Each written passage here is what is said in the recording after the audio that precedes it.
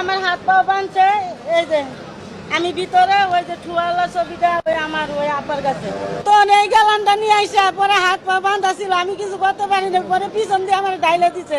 আমি 2 তারিখে গাবতলী যাই গরু দেখতে, গরু দেখা দেওয়ার পরে দেখি অনেকগুলা লোকজন, তখন আমি লুকে করে বললাম যে ভাই এনে কি হয়েছে, তখন বললো যে ডিপজল ভাই আসছে। তো কইলাম তাহলে ডিপজল ভাই আসছে, আমি তো তার বক্ত ছবি দেই, তাহলে আমি তার সাথে 2টা কথা বলবো। এই কথা কই আমি চেম্বারে যাই ডিপজল ভাইয়ের সালাম দিলাম যে ভাই আসসালামু আলাইকুম, আপনার সাথে 2টা কথা বলবো, আমি আপনার ভক্ত। তখন ডিপজল ভাই বললো এই মহিলা কিভাবে ঢুকলো, মহিলার ঘাট ধাক্কা দিয়ে ভাই করে দে। তখন ওই ফয়সাল ভাই কি করলো, আমার ঘাড়ে ধরলো, ঘাড়ে ধরার পরে আরো 2 জন লোক আইসা, পরে 3 জন লোক আইসা আমারে ধাক্কা দিয়ে ফেলাই দিল। ফেলাই দেওয়ার পরে আমি বললাম আপনারা কেন আমার ধাক্কা মারলেন, আমি 2টা কথাই বলতাম, বইলে চলে যাইতাম, আমি তো এনে অন্য কিছু কই নেই। পরে বেশি কথা কইলে তোরা মায়েরা তোরাক নদী ফেলাই দিব।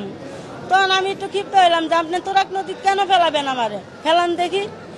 তখন এই কথা কওয়ার পরে বলতেছে যে হ্যাঁ এইভাবে কাজ হবে না, হেরে ধরার পরে এই কথা কওয়ার পরে 10-15 জন লোক নিয়ে আসলো, নিয়ে আসার পরে আমার হাত পাও বাঁধলো, বাঁধার পরে যেরকম মার সেরকম ঘুষি, সেরকম ঘুষি আমার তল পেটও লাথি দিছে, আমার সিলি ফাইটি আছে, তারপরে লাথি দিয়ে হাইরা পরে ফয়সালা কইতাছে অনেক একটা গেলান আছে ছোট, এই গেলানটা নিয়ে আন ওরে জমের একটা শিক্ষা দিয়ে দে। তখন এই গেলানটা নিয়ে আইসা পরে হাত পা বাঁধা ছিল, আমি কিছু করতে পারি না, পরে পিছন দিয়ে আমার ডাইলে দিছে, ডাইলে দিয়ে হাইরা পরে কয় কি যা জন্মের শিক্ষা হয়ে গেছে ওরে সাইরা দে। তখন আমার সাইরা দিল, তখন আমি শরীরের জ্বালায় আমি কিছু করতে পারি না।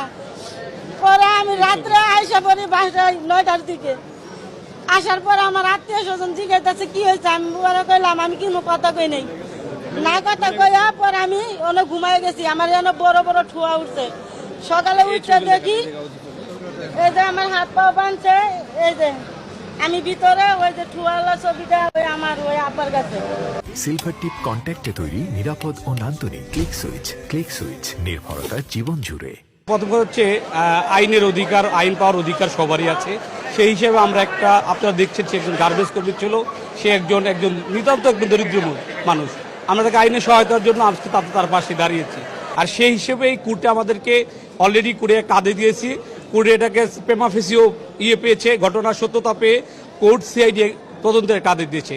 আর আপনার প্রথম কোশ্চেন ছিল কেন আমরা থানায় নিয়ে গিয়ে সরাসরি কোর্টে আসলাম।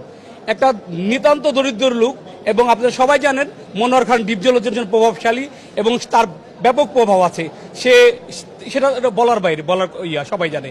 তার বিরুদ্ধে আমরা অবশ্যই